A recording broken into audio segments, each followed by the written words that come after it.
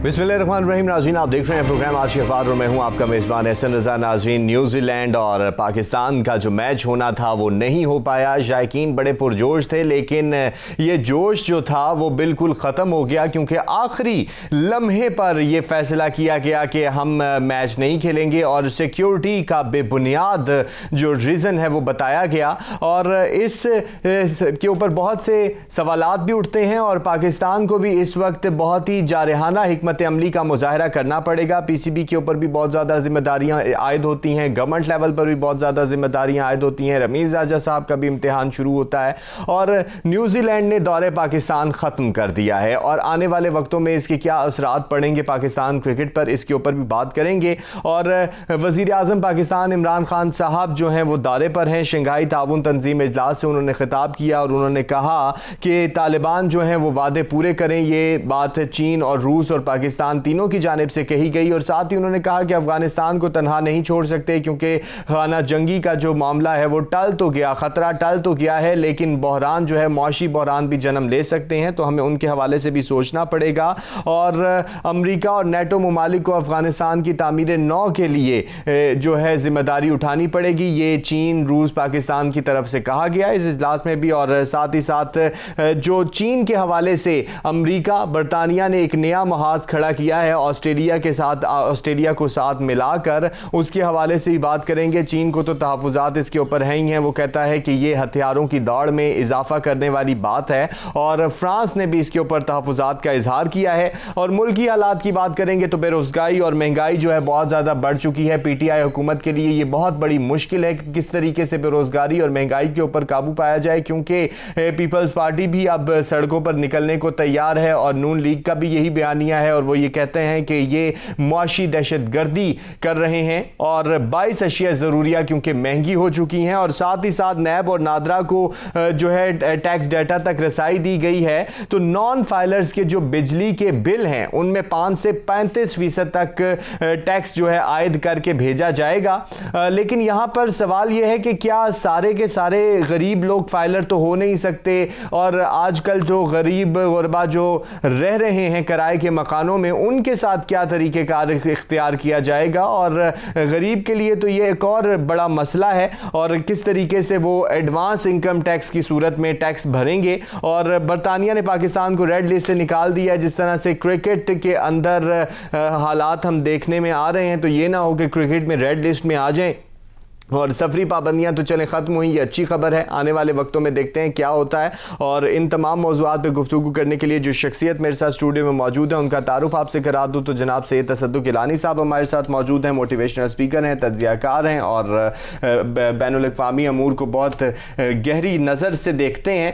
तो तसद्दुक़ गिलानी साहब, न्यूजीलैंड का मैच कल होना था और बड़ा ही ज़बरदस्त किस्म का मैच प्लान किया गया था और बहुत ज़्यादा शायकीन भी पुरजोश थे, दोनों ममालिक भी थे और ऑफिशियल्स और टीम्स मुकम्मल तौर पर तैयार थी। लेकिन आखिरी चंद मिनटों में जवाब बनाया गया सिक्योरिटी को, बेबुनियाद इल्ज़ामात लगाए गए और फिर उसके बाद एकदम से सब कुछ पैक करके और वापसी का सफ़र कर लिया गया। तो क्या दोनों ममालिक के ताल्लुकात अब किस नहज पे होने चाहिए इस वाक़े के बाद?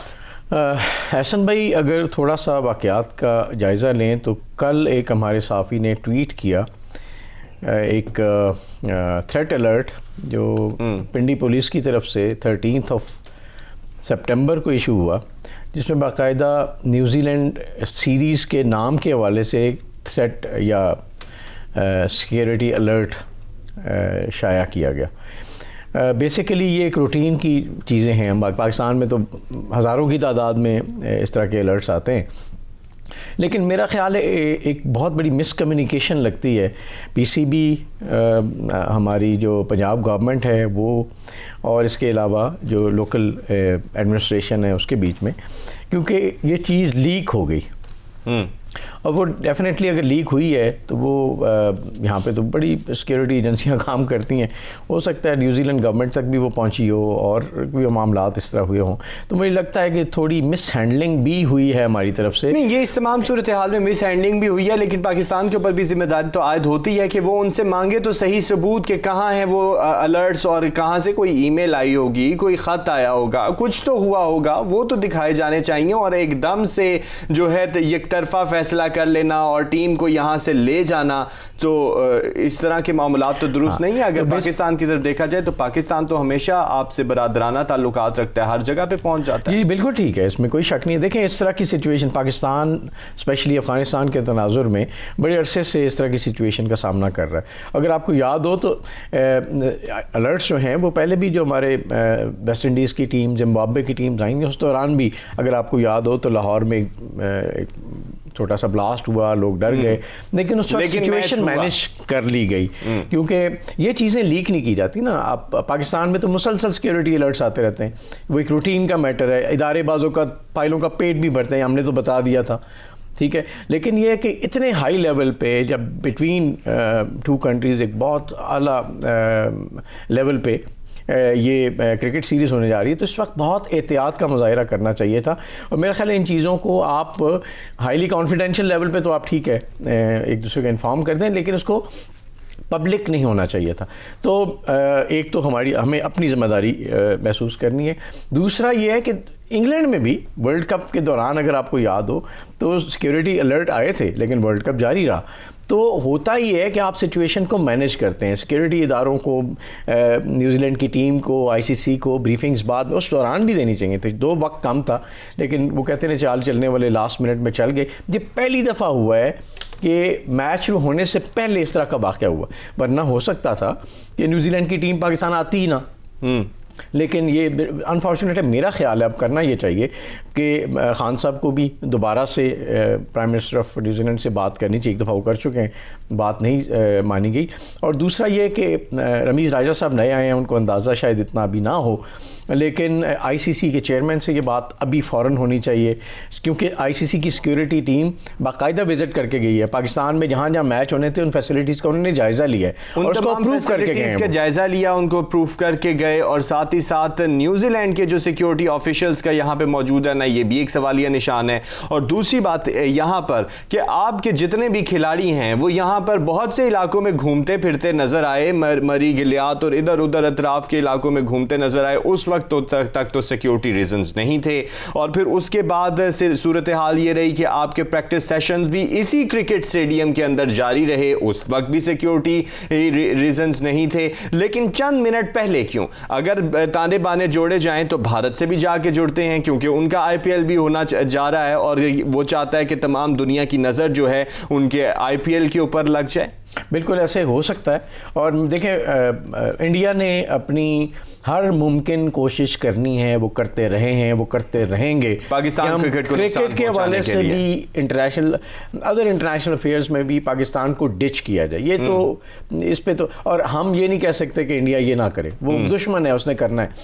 ہم نے اپنی مضبوطی دکھانی ہے، ہم نے ان چیزوں کو مینیج کرنا ہے، ہم نے ان معاملات کو اپنے ہاتھوں میں رکھنا ہے. ہم ایک ذمہ دار اسٹیٹ ہے نا towards our people, towards international community. تو میرا خیال ہے، اور پاکستان کو دنیا جانتی ہے کہ ماشاءاللہ سیکیورٹی کے حوالے سے ہم نے بڑی امپروومنٹ کی ہے.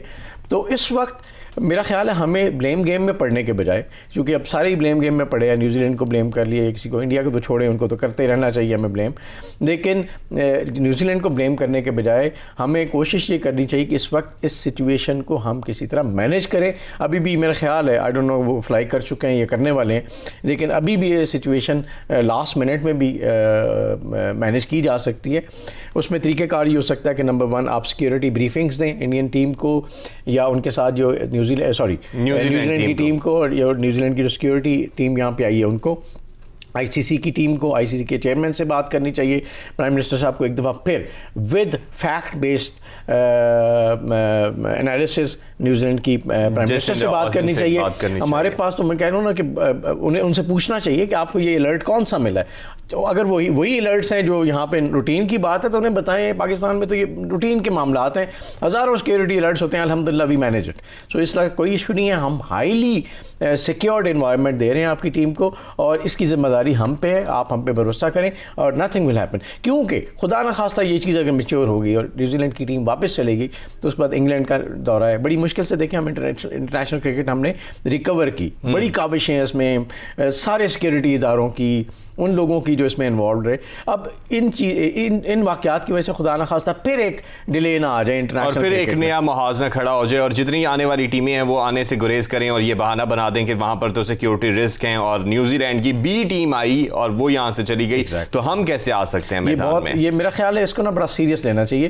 میں اگین یہ کہوں گا کہ چاہے وہ شیخ رشید صاحب ہوں چاہے اور اس وقت فارن آفس کو بھی اس میں انوالو ہونا چاہیے. اس وقت ہمیں بڑی ذمہ داری کا مظاہرہ کرتے ہوئے تمام سٹیک ہولڈرز کو انگیج کرنا چاہیے, اور میرا خیال ہے اپنا وقت ضائع نہ کریں ہم باقی باتیں کرنے میں. اس کو اس وقت مینیج کریں, اس میچ کو, اس سیریز کو کرائیں اور دنیا پہ یہ ثابت کریں کہ جو بات ہو رہی, جو ریومرز چل رہے تھے وہ ریومرز ہیں, ان پہ قطعاً بھروسہ نہ کریں. پاکستان کے اگینسٹ ڈیفینیٹلی سازشیں نہیں, لیکن اگر یہ سیریز نہیں ہوتی اور فلائی کرتے ہیں اور تمام معاملات جو ہیں بیک فٹ پہ چلے جاتے ہیں تو آئندہ آنے والے وقتوں میں کیا مشکلات پیش آ سکتی ہیں؟ پھر آپ ابھی شیخ صاحب نے خود ہی کہہ دیا, میرا خیال ان کو نہیں کہنا چاہیے تھا کہ انگلینڈ بھی انہی چیزوں پہ غور کر رہا ہے. میرا خیال اگر وہ کر بھی رہا ہے تو ہمیں پبلکلی اناؤنس نہیں کرنا چاہیے نا. اب یہ کب ہمیں بات سمجھ آئے گی؟ بہت ساری چیزیں ہیں جو آپ پبلکلی نہیں کہتے, آپ بیک ڈور سے ریلیونٹ لوگوں کے ساتھ مینیج کرتے ہیں. تو اب میرا خیال ہے یہ بھی ایک ہماری بدقسمتی ہے کہ ہم لوگ شاید ذمہ داری کا مظاہرہ نہیں کرتے, تو تھوڑی غیر ذمہ داری کا مظاہرہ ہماری طرف سے ہوا ہے, ہو رہا ہے. اب میں نہیں کہتا کہ باقی لوگوں کی سازش نہیں ہے, میں نے کہا کہ سازش ہوگی, لیکن ان کا کام ہے سازش کرنا, آپ کا کام ہے مینیج کرنا. آپ کے خلاف سازشیں افغانستان میں نہیں ہو رہی ہوں گی, افغانستان کے معاملات پہ انڈیا مختلف جگہوں پہ آپ کے خلاف لابنگ کر رہے ہیں, تو ہم اس کو مینیج کر رہے ہیں نا. تو وائی ناٹ کہ ہم اس محاذ پہ بھی کریں, کیونکہ کرکٹ ایک بہت بڑا آپ کے لیے انٹرنیشنل فورم پہ بہت بڑی پریزنٹیشن ہے آپ کی, آپ کا سافٹ امیج پریزنٹ کرتا ہے, پاکستان کا سافٹ امیج جاتا ہے. تو ہمیں ہر صورت میں جو ہو سکتا ہے ہم کریں. آرمی چیف کو انوالو کرنا پڑتا ہے, کریں, تاکہ وہ لوگوں کا احساس دلائیں. دیکھیں جب یہ واقعہ ہوا تھا نا اس کا سیریز کا لاہور کے اندر, تو اس وقت پولیٹیکل گورنمنٹ ذمہ داری لینے کو تیار نہیں تھی جب تھریٹ الرٹس آئے تھے. تو اس وقت بھی آرمی چیف نے اور باقی لوگوں نے ذمہ داری لی تھی اور ماشاءاللہ وہ چیزیں ہو گئی تھیں. تو میرا خیال ہے ہمیں ہر محاذ پہ جو بن پڑتا ہے ہم کریں اور اس چیز کو ہم مینیج کریں اور سیکیور کریں. صحیح, مینیج اور سیکیور کرنے کی ضرورت ہے, اور پی سی بی کے اوپر بھی بہت بڑی ذمہ داری عائد ہوتی ہے کہ وہ اس کو اچھے طریقے سے ڈیل کریں, کیونکہ رمیز راجہ صاحب کے لیے یہ ایک بڑا چیلنجنگ وقت ہوگا. ایسا ہی ہے کیونکہ وہ آئے ہیں اور یہ پہلی سیریز ان کے ہوتے ہوئے ہونی تھی اور وہ بھی ہوئی, تو کتنا چیلنجنگ ہو سکتا ہے ان کے لیے بھی؟ احسن بھائی, میں نا اگین جو ہماری کلیکٹیو وزڈم ہے نا اس پہ مجھے شک ہونے لگتا ہے. اب رمیز راجہ صاحب کو اسی ٹائمنگ پہ لانا ضروری تھا کیا؟ مناسب نہیں تھا کہ وہ کنٹینیو کرتے جب تک یہ سیریز کمپلیٹ ہو جاتی پرانے چیئرمین, اور اس کے بعد ایک نیا دور شروع ہوتا. اب رمیز راجہ صاحب پہلے دن دوسرے دن جب آفس میں بیٹھیں گے, ان کو کیا پتا کہ انہوں نے فارن سیکرٹری کو کال کرنی ہے, انہوں نے چیئرمین انٹرنیشنل آئی سی سی کو کال کرنی ہے, انہوں نے کون سے اداروں سے پوچھنا ہے کہ بھائی اب کیا کریں. انہوں نے اپنی پریس کانفرنس لاسٹ منٹ تک نہیں بتایا کہ ہم ڈیلے کر رہے ہیں, اور وہ نہیں ہوئی. تو وہ بیچارے نئے آدمی ہیں, ان پہ کیا الزام آپ نے دھرنا ہے, لیکن یہ ڈیسیژن میکرز کا الزام نہیں, ان کے لیے چیلنجنگ صورتحال بن گئی ہے نا کہ کتنا ان کے لیے چیلنجنگ دیکھ رہے ہیں. ان کو انہوں نے امتحان میں ڈال دیا. رمیز راجہ صاحب ماشاءاللہ ایک پروفیشنل کرکٹر ہیں, اور ظاہر ہے تھوڑا سا ان کو سیٹ اپ بناتے ہوئے چیزوں کو کوپ اپ کرتے ہوئے وقت لگے گا, لیکن اس لمحے میں جب یہ اچانک ہوا ہے تو میرا خیال لیڈروں کو کرنا کیا ہے. تو اس وقت میں اگین یہی کہوں گا کہ نہیں کرنی چاہیے تھی یہ چینج. آپ اس سیریز کے بعد کر لیتے, in the middle of the series آپ نہ کرتے, تاکہ دیکھیں یہ اچھا کرکٹر ہونا ہی ضروری نہیں ہے نا کہ آپ نے بہت سارے ایڈمنسٹریٹو معاملات بھی دیکھنے ہوتے ہیں. آپ نے کرکٹ بورڈ کی کوآرڈینیشن اس کو انشور کرنا ہوتا ہے ریلیونٹ اداروں کے ساتھ, کہ آپ پولیس کو یہ کہہ سکتے تھے یار اس کو مت کرو, اگر یہ الرٹ اس طرح کا ایشو ہوا تھا اس کو پبلک نہ کریں کیونکہ وہ تو کہیں نہ کہیں لیک ہو گیا. بہت ساری اور چیزیں ہو سکتی تھیں, تو ان بیچاروں پہ اب میں کیا کہوں, لیکن میرا خیال بحیثیت مجموعی ہم نے ایک غیر ذمہ داری کا مظاہرہ کیا ہے. صحیح, اس تمام صورتحال میں ہم نے غیر ذمہ داری کا مظاہرہ کیا ہے, اور ہم غیر ذمہ داری کا مظاہرہ کرتے ہوئے نظر بھی آئے, لیکن سب پہ ذمہ داری عائد ہوتی ہے کہ اس کو کس طریقے سے ڈیل کرنا ہے, اور پوری کوشش بھی کرنی ہے کہ نیوزی لینڈ کی ٹیم جو ہے وہ کھیلے اور یہ سیریز ہوں, چاہے ڈیلے ہوں, آگے چل کے ہوں, لیکن ہونا چاہیے. اب تھوڑی سی بات کر لیتے ہیں وزیر اعظم پاکستان عمران خان صاحب کے شنگھائی تعاون تنظیم میں جو انہوں نے خطاب کیا اس کے اوپر. دورے پہ تو ہیں, ملاقاتوں کا سلسلہ بھی جاری ہے, وہاں بھی انہوں نے افغانستان کے حوالے سے بڑا زبردست قسم کا موقف دیا. انہوں نے کہا کہ افغانستان کو چھوڑا گیا تو بحران پیدا ہوگا, لیکن اسی پہ گفتگو کریں گے. یہاں پہ بریک پر جا رہے ہیں ناظرین, واپس آتے ہیں, ہمارے ساتھ رہیے گا.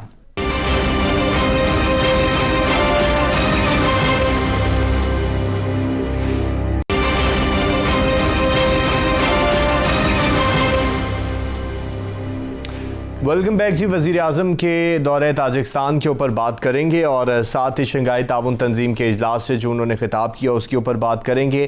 تو تصدق گیلانی صاحب, انہوں نے کہا کہ افغانستان کا ایشو برننگ ایشو ہے. انہوں نے اس حوالے سے بات کی. انہوں نے کہا کہ افغانستان کو تنہا نہیں چھوڑیں گے اور بحران جنم لے سکتا ہے کیونکہ بہت زیادہ سچویشن وہاں پر خراب رہی اور ایک خانہ جنگی والا ماحول ہوا, لیکن وہ ٹل گیا. لیکن اب دنیا کو سوچنا پڑے گا کہ وہ ان کی کس طرح مدد کرے. لیکن دنیا جو ہے وہ امداد کے لیے تیار بھی ہے, کر بھی رہی ہے. ابھی آپ کو نہیں لگتا کہ پاکستان جس طریقے سے بہت زیادہ انفورسمنٹ دکھا رہا ہے ان بیانات میں, اس کو تھوڑا سا ان کی شدت کو کم کرنا چاہیے؟ میرا خیال ہے دنیا کو یہ احساس ہے کہ افغانستان میں ایک بہت بڑا بحران ہے غذائی قلت کے حوالے سے. ظاہر ہے لوگوں کے پاس روزگار نہیں ہے اس حوالے سے, اور انسانی بحران پیدا ہو سکتا ہے. پاکستان کے لیے جو چیلنج ہے وہ زیادہ سخت اس لیے ہے کہ لوگ آپ کے بارڈر پہ آ کے کھڑے ہو جائیں گے, وہ کہیں گے ہمیں اندر آنے دیں. ہمارے پہلے سے بہت سارے معاشی مسائل ہیں,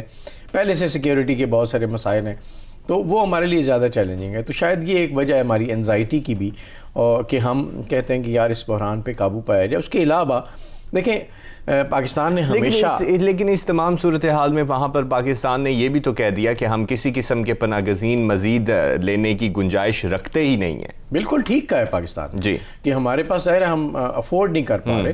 تو اب دنیا آگے آئے نا. دیکھیں ہم تو بڑے عرصے سے سفر کر رہے ہیں افغانستان کی سچویشن, مختلف حالات میں پچھلے 30-40 سال ہو گئے کہ ہم مسلسل جو ہے نا ایک بحران کا شکار ہے افغان مسئلے کی وجہ سے.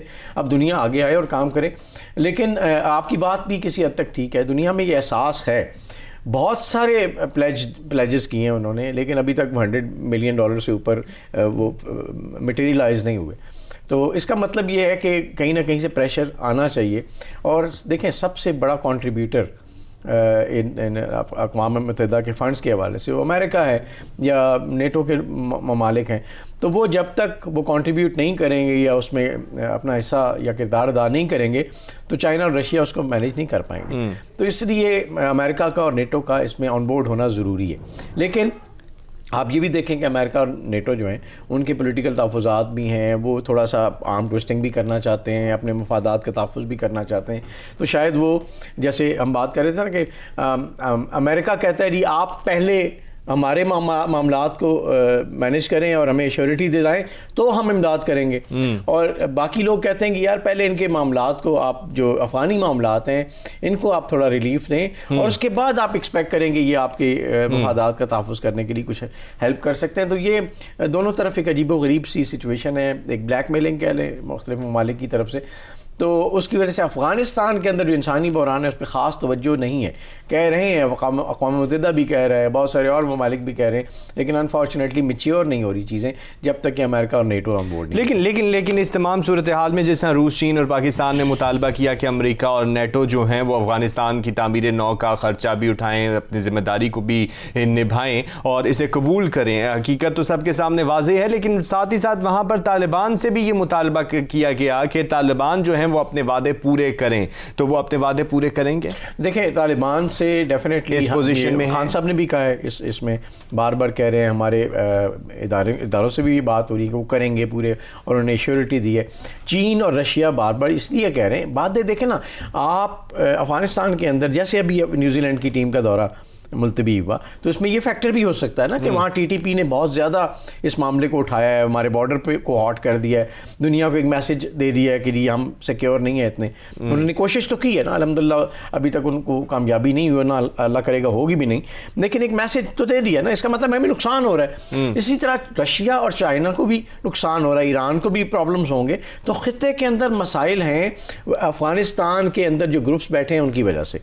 تو یہ بات بنتی ہے, ان کا یہ معاملہ جائز ہے, یہ ڈیمانڈ جائز ہے ان ملکوں کی, پاکستان سمیت, کہ آپ انٹرنل ان معاملات میں ہمیں ہیلپ آؤٹ کریں, کیونکہ ہمیں سیکیورٹی تھریٹس ہیں آپ کی وجہ سے, اور ہمارے معاملات جو ہیں وہ قابو سے باہر جا رہے ہیں. تو یہ بات بالکل جائز ہے, کیونکہ میں صرف یہ کہہ دینا کافی نہیں کہ ہماری سرزمین جو ہے وہ کسی کے خلاف استعمال نہیں ہوگی, نہ ہم ہونے دیں گے, نہ ہم ہونے دیں گے. اوپر آپ کو کام کرنے کی ضرورت ہے کہ کس طرح سے نہیں ہونے دیں گے. جیسے ابھی کچھ دنوں پہلے TTP TTP نے جو فائرنگ کا تبادلہ وغیرہ ہوا اور اس کو ہم نے بہت اچھے طریقے سے مینج کیا، لیکن ہوا تو صحیح، اور اس کے اوپر بھی انہوں نے یہ کہہ دیا کہ جی کہ ابھی تو وہ حالات ہمارے قابو میں نہیں ہیں اور نہ ہی ہمارا ان سے کوئی لینا دینا ہے۔ ایگزیکٹلی، یہ بات بالکل ٹھیک کی، اور خاص طور پہ آپ دیکھیں TTP کے رہنما کا بیان CN کے ساتھ انٹرویو اس نے کیا اور اس نے یہی باتیں دہرائیں کہ جی ہم پاکستان کے اگینسٹ جو ان کے عزائم ہیں، تو اس کا مطلب یہ ہے کہ وہاں پہ کنٹرول کوئی نہیں ہے ابھی ان لوگوں پہ جو کہ ایکسپورٹ کر رہے ہیں ٹیررزم کو یا اپنے ایجنڈا کو ایکسپورٹ کر رہے ہیں انفارچونیٹلی۔ تو یہ لمحہ فکریہ ہے سارے ممالک کے لیے۔ کنٹرول نہ ہونا، وہاں کے اندر کی قیادت کے اندر بہت سی کنٹروورسیز کا ہونا ہے، یہ وجہ ہے یا کوئی اور وجہ ہے، یا جو انسانی و معاشی بحران تو ہے ہی ہے، لیکن قیادت کے اندر بھی بہت زیادہ کنٹروورسیز دکھائی دے رہی ہیں، جیسے آپ نے ملا برادر کے حوالے سے خبریں سنی اور پھر اس کے بعد تردید آئیں، پھر حقانی نیٹ ورک اور اس طرح کے معاملات، تو اس طرح کی کنٹروورسیز جو ہیں وہ بھی بہت زیادہ مشکلات کا سبب بن سکتی ہیں۔ جی دیکھیں احسن بھائی، جب آپ ہوتے ہیں نا ایک اسٹرگل کر رہے ہوتے ہیں اور ایک آپ کا مشترکہ ایک ہوتا ہے، ٹارگٹ ہوتا ہے، تو اس وقت سچویشن اور ہوتی ہے، اس وقت لوگوں کے جذبات اور ہوتے ہیں۔ طالبان کے بھی جذبات اس وقت ڈیفینیٹلی مختلف تھے، وہ ایک مشترکہ دشمن کے خلاف لڑ رہے تھے اور بڑی جوش تھا اور ولولہ تھا، لیکن جب آپ وہ اپنا مقصد کسی حد تک حاصل کر لیتے ہیں نا، اس کے بعد ایک اور امتحان شروع ہوتا ہے۔ اس وقت پھر مفادات بھی ٹکراتے ہیں، اس وقت پھر تھوڑی کنٹروورسیز بھی ہوتی ہیں، اس وقت کانفلکٹس بھی کریٹ ہوتے ہیں، تو یہ معاملات ابھی دیکھے جا رہے ہیں۔ اب اس میں علیحدہ بات ہے کہ تردید بھی ہو رہی ہے، جیسے بار بار یہ بیانات بھی آ رہے ہیں کہ ہم نے اقتدار کے لیے سب کچھ نہیں کیا بلکہ ہم نے اپنی اسٹیٹ کے لیے کیا ہے، اپنی آزادی کے لیے کیا ہے، تو اس طرح کے جو بیانات ہیں وہ بہت زیادہ معنی رکھتے ہیں۔ جی بالکل، اب ظاہر ہے لیڈرشپ کا یہی کام ہے کہ وہ کوئی ایسا میسج باہر نہ جانے دے جس سے ان کا امپریشن خراب ہو اور ان کی فالوئنگ میں کمی آئے، تو بالکل ایسی ہے۔ لیکن پھر بھی جس طرح گورنمنٹ کی فارمیشن میں ڈیلے ہوا، چیزیں تبدیل ہوئیں، ملا برادر کا نام پہلے پرائم منسٹر کے طور پہ آ رہا تھا، پھر وہ اس کے بعد وہ نائب ون آف دا نائب، یعنی دو میں سے ایک نائب، تو اس طرح سے کچھ میسیجز گئے آؤٹ سائڈ طالبان، تو اور پھر اس تمام صورتحال کے اندر ان کو 100 بااثر شخصیات میں بھی جگہ دے دی گئی۔ جی ہاں بالکل ایسا ہی ہے، بااثر تو وہیں دیکھیں ملا برادر نے قطر کی نیگوسیشن کو لیڈ کیا ہے، انہوں نے امریکہ کو کنونس کیا ہے کہ آپ یہاں سے نکلیں، آپ ہم تو ظاہر ہے کچھ وعدے وعید بھی کیے ہوں گے نا، تو ملا برادر نے بڑا امپورٹنٹ رول پلے کیا ہے۔ اب آپ ان کو نائب وزیر اعظم ایک بنا دیں تو اس سے میسیج تو جائے گا نا امریکنز کو بھی اور باقیوں کو بھی کہ بھائی آپ کے ساتھ جو وعدے وعید ہوئے ہیں ان کو ہم تھوڑا سا انڈرمائن کر رہے ہیں اس وقت، تو وہاں پہ اسی وجہ سے شکوک و شبہات ہیں۔ تو میرا خیال ہے طالبان کے اندر بھی فارمیشن کو تھوڑا سا ریوائیو ہونے کی ضرورت ہے، ظاہر ان کا اپنا ڈیسیژن ہے، لیکن انٹرنیشنل جو ان کی پرسیپشن جا رہی ہے اس حوالے سے اس کو ایڈجسٹ کرنے کی ضرورت ہے طالبان کے حوالے سے، طالبان کو۔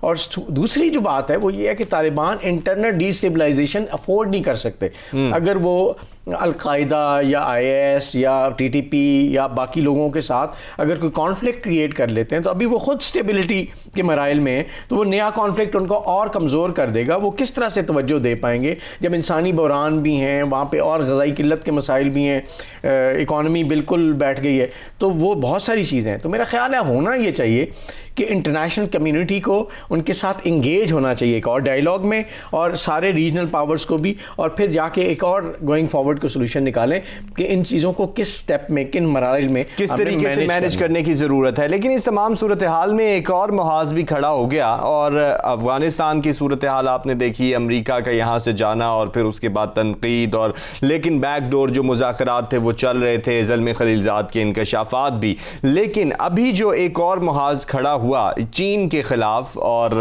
وہ یہ محاذ رہا کہ ہم آسٹریلیا کی جو ہے مدد کریں گے اور آسٹریلیا کے ساتھ مل کے جو ہے ہم ہتھیاروں کی ایک نئی دوڑ کا آغاز کرتے ہیں، جس میں برطانیہ، امریکہ اور آسٹریلیا ہے، ایک ٹرائیکا بن گیا ہے۔ تو چین کو بھی اس کے اوپر تحفظ، ظاہری بات ہے چین کو نشانے پہ رکھا ہے تو اس کے تحفظات تو ہیں، لیکن ساتھ میں فرانس کے بھی تحفظات ہیں۔ تو اس ٹرائیکا کو کیسے دیکھتے ہیں، اور آنے والے وقتوں میں چین کے لیے کتنی مشکلات کا جو ہے دور ثابت ہو سکتا ہے؟ دیکھیں چائنا ایک بہت بڑا تھریٹ ہے، امریکن جو کہتے ہیں نا اس وقت حکمرانی ہے امریکہ کی دنیا پہ، اس کے لیے اکنامکلی تو آلریڈی وہ اس چیز کو اچیو کر چکے ہیں. سیکیورٹی کے پوائنٹ آف ویو سے بھی وہ بالکل اس لیول پہ پہنچ چکے ہیں. تو امریکہ کے لیے بہت بڑا ایک چیلنج ہے. تو امریکہ نے لابنگ تو کرنی ہے, انہوں نے انڈیا سے لابنگ کی, انڈیا اس ٹرائیکا کو سپورٹ کر رہا ہے بائی دا وے. اور ظاہر ہے جو یورپ ہے نا اس نے بہت سارے مسائل بھگتے ہیں. انہوں نے دوسری جنگ عظیم میں بڑا نقصان برداشت کیا ہے. اس وجہ سے فرانس کے اندر اب یہ ایک ضرور ہے کہ اگر خدا نخواستہ آپ دوبارہ سے ایک کولڈ وار یا ہاٹ وار جو رزلٹ کرے ہوگی اور خدا نخواستہ, تو اس وقت اتنی بڑی پاورز کے بیچ میں اگر یہ جنگ ہوئی تو نقصان اس خطے میں رہنے والے لوگوں کا ہے. یورپ اس خطے سے جڑا ہوا ہے, تو فرانس کے لیے بھی بہت بڑے مسائل پیدا ہو سکتے ہیں. اور فرانس دیکھیں, فرانس ایٹمی آبدوز یا ان چیزوں کے حوالے سے فرانس کے پاس اچھی خاصی کیپیبلٹی ہے. تو آسٹریلیا کو امریکہ دے رہا ہے یہ سارے اسلحہ, تو اس کی وجہ سے میرا خیال ہے پورے یورپ میں تحفظات ہیں. فرانس نے تو بڑا سخت ریئیکشن دیا ہے, انہوں نے اپنے سفراء واپس بلا لیے ہیں امریکہ سے بھی اور آسٹریلیا سے بھی, اور آسٹریلیا نے اپنی بلینز آف ڈالرز کی ڈیلز کینسل کر دی ہیں فرانس کے لیے. تو اس کا مطلب بہت سیریس کنسرنز ہیں. دوسری طرف امریکہ اس کا مطلب یہ طے کر چکا ہے کہ انہوں نے یہ محاذ کھولنا ہے اور انڈیا اس کو سپورٹ کرے گا. اب چائنا نے کس طرح سے ری الائن کرنا ہے ریجنل پاورز کو, اس میں رشیا, اس میں پاکستان, اس میں ایران, اس میں اور خطے کے ممالک, اور میرا خیال ہے شاید وہ مڈل ایسٹ سے باہر بھی نکلیں, تو وہ کیسے الائن کریں گے تاکہ اس کو میٹیگیٹ کیا جائے, تاکہ یہ خطرہ میچیور نہ ہو. اب دیکھیں چائنا نے جب وہ کہتے ہیں نا سیٹلائٹ ایک جب تباہ کیا تھا تو اس کے کان تو کھڑے ہو گئے تھے امریکنس کے. تو اب وہ کہتے ہیں نا پاور کی اسٹرگل ہے, اور اس میں بڑا خطرناک ہو سکتا ہے پوری دنیا کے لیے.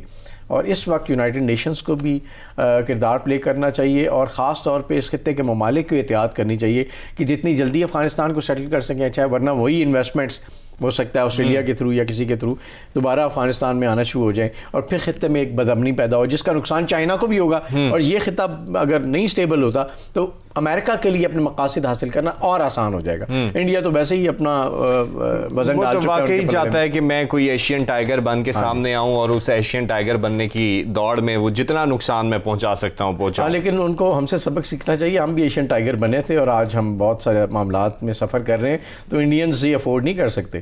صحیح, وہ یہ افورڈ نہیں کر سکتے. یہ تمام صورتحال نظر آتی ہے, اور چین بھی مکمل طور پر تیار ہے, اور اس کا بیان جو ہے وہ بہت زیادہ خوش آئند ہے کہ امریکہ کو سوچنا چاہیے, اور یہ ہتھیاروں کی دوڑ میں جو ہے ایک نئی ریس ہونے جا رہی ہے, تو اس ریس کو روکنا بھی چاہیے اور اس سے رکنا بھی چاہیے. ملکی حالات کی بات کریں گے تو مہنگائی بہت زیادہ ہو چکی ہے تصدق گیلانی صاحب, اور 22 اشیاء ضروریہ جو ہیں وہ مہنگی ہو گئیں, اور جو آپ نے پیٹرول کے اوپر دیکھا 5 روپے اس کی قیمت بھی بڑھ گئی, اور تمام سارے معاملات ہو گئے. اور وفاقی وزیر جو ہیں ہمارے فواد چودھری صاحب وہ کہتے ہوئے نظر آئے جی کہ 75% آبادی کی آمدنی میں بھی اضافہ ہوا ہے نا, اور پوری دنیا میں جو ہے اس طرح کے معاملات چل رہے ہیں اور مہنگائی پوری دنیا میں, اسی کے اوپر ہم مزید گفتگو کریں گے اور مہنگائی کو لے کے بات کریں گے. جی ناظرین, بریک پر جا رہے ہیں, ہمارے ساتھ رہیے گا.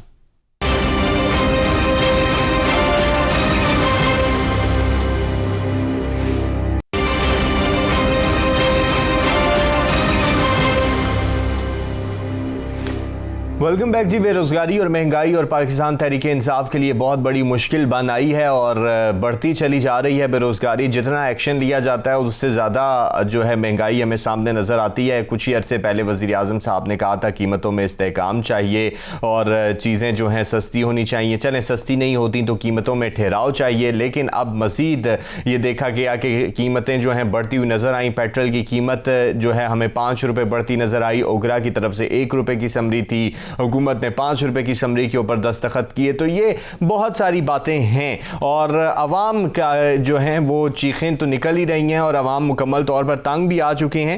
تصدق گیلانی صاحب, 22 اشیاء ضروریہ مہنگی ہو گئیں اور ان کی قیمت میں جو ہے اچھا خاصا اضافہ ہوا ہے اور پیٹرول کی قیمت بھی بڑھ گئی ہے. حکومت کے لیے یہ بہت بڑی مشکل ہے, لیکن وہ ایکشن کی باتیں کرتے ہیں, ریاکشن میں جو ہے قیمت کم نہیں ہوتی بلکہ مزید بڑھتی ہے. وفاقی وزیر کہتے ہیں 75% لوگوں کی آمدنی بڑھ گئی. کون سے ایسے لوگ ہیں جن کی آمدنی بڑھ گئی؟ ہمیں تو وہ نظر نہیں آتے.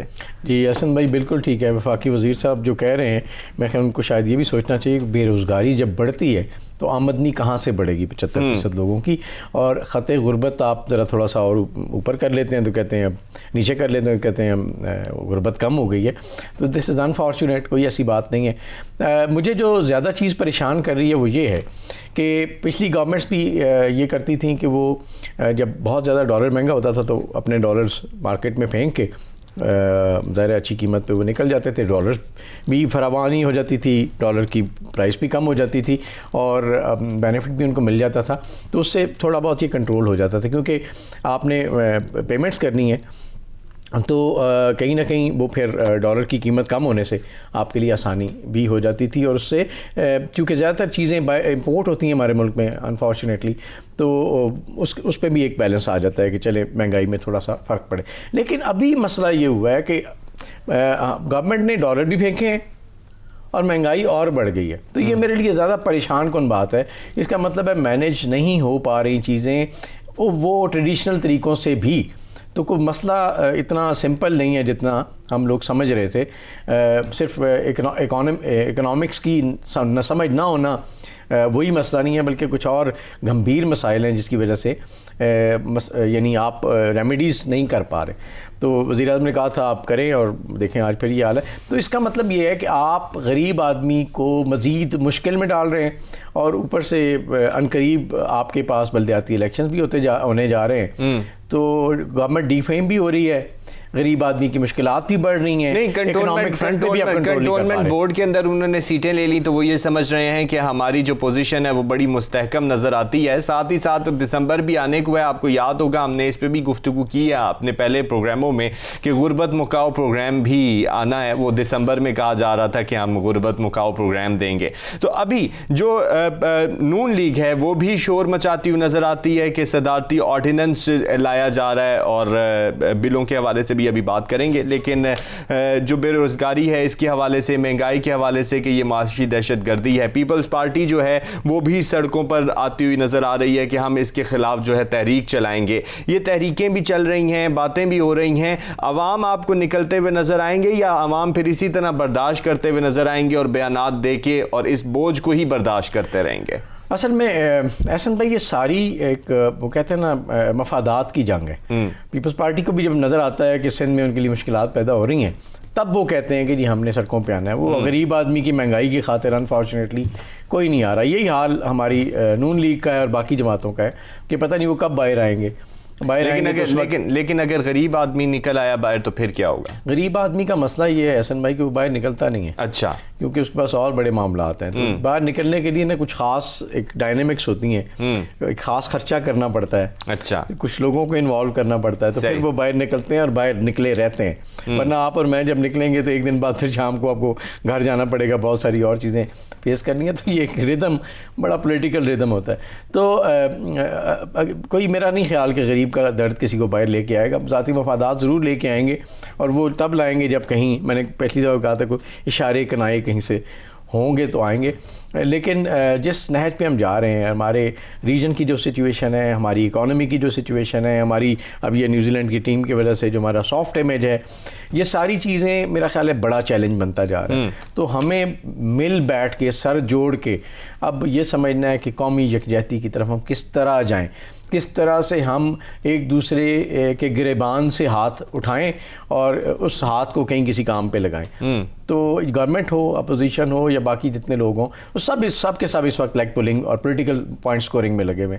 تو پتہ نہیں اب کس وقت نہیں ہوش آئے گا. اس تمام صورتحال میں پس تو غریب رہا ہے نا, غریب کی چیخیں نکلتی ہیں, غریب روتا ہوا نظر آتا ہے. پیٹرول مہنگا ہوتا ہے تو کہتے ہیں جی کہ 1 روپے کی سمری کے اوپر 5 روپے بڑھا دینا یہ کوئی جواز نہیں, اور سمجھ سے بالا تر ہے بات کہ کس طریقے سے یہ تمام صورتحال ہو گئی. اور اب جو ہے صدارتی آرڈیننس جاری کر دیا گیا, 5 سے 35% جو ہیں وہ ٹیکس بلوں میں لگ کر آئیں گے. اور اس کا تعین بھی انہوں نے کیا ہے کہ نیب اور نادرا کو ٹیکس ڈیٹا تک رسائی انہوں نے دے دی, اور تعین یہ کیا جی کہ 10,000 جس کا بل ہوگا مہینے کا اس پہ 5% لگے گا, جس کے اس سے اوپر ہوں گے اسی طرح بل ترتیب جو ہے اضافہ ہوتا چلا جائے گا. پہلے تو یہ تعین کرنا ہے کہ غریب کس کو کہہ رہے ہیں یہ, اور فائلر اور نان فائلر. بہت سے لوگ ایسے ایسے ہیں جو کبھی بھی فائلر مطلب وہ اتنا کیپیسٹی نہیں رکھتے کہ وہ فائلز بنائیں, اور ان غریبوں کے بھی آج کل جو ہیں 10-10 ہزار سے اوپر کے بل آ رہے ہیں. ایسا ہی ہے جی. دیکھیں فائلرز جو عام طور پہ ہوئے ہیں وہ وہی ہیں جو کہ سیلری طبقہ ہے, جن کی آلریڈی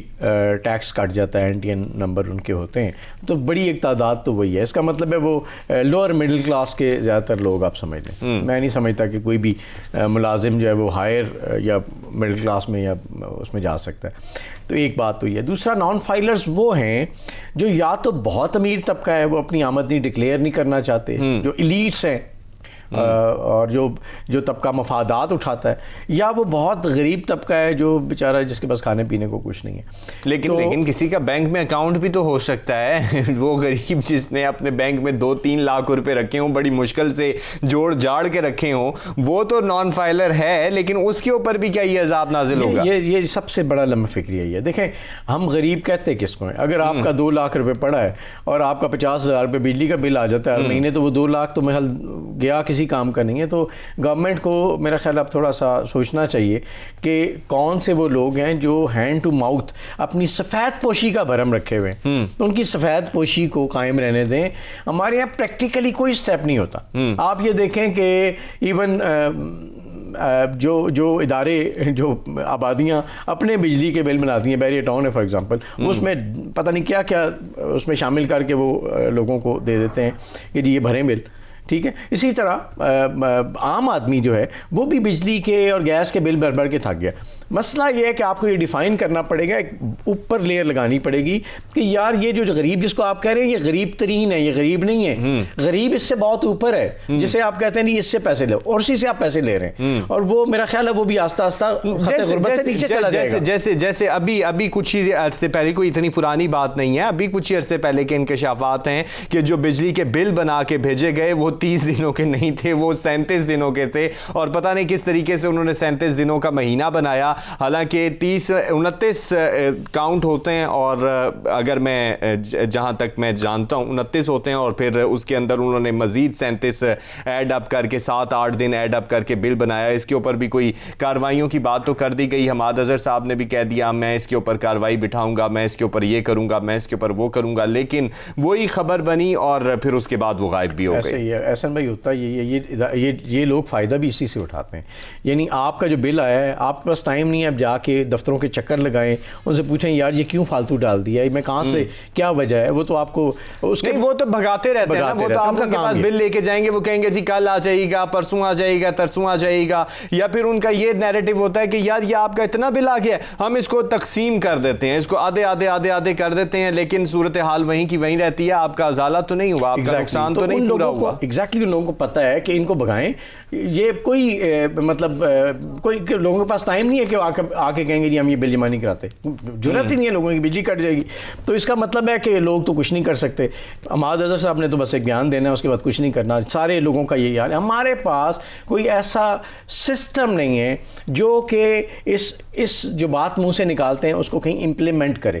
لوگوں کے پاس وسائل شاید ہوں لیکن ول نہیں ہے کہ وہ جائیں اور ان لوگوں کو پکڑیں کہ یار یہ بل کہاں سے آئے. آپ لوگ چیک کریں, آپ بتائیں کہ بھائی آپ نے پر یونٹ کس طرح چارج کیا, آپ نے کیا کرائٹیریا رکھا ہوا ہے, آپ کی کیلکولیشنز چیک کریں, آپ کو آڈٹ کریں, جس سے پتہ چلے کہ یار یہ کر کیا رہے ہیں یہ لوگ, اور وہ جو پیسہ لوگوں کی جیبوں سے نکل رہا ہے وہ ایکچولی جا کہاں رہا ہے. تو مسئلہ یہ ہے کہ ہمارے یہاں نا امپریکٹیکل سسٹم ایک امپلیمنٹڈ ہے جو کہ بس زبانی کلامی جمع خرچ پہ ہے.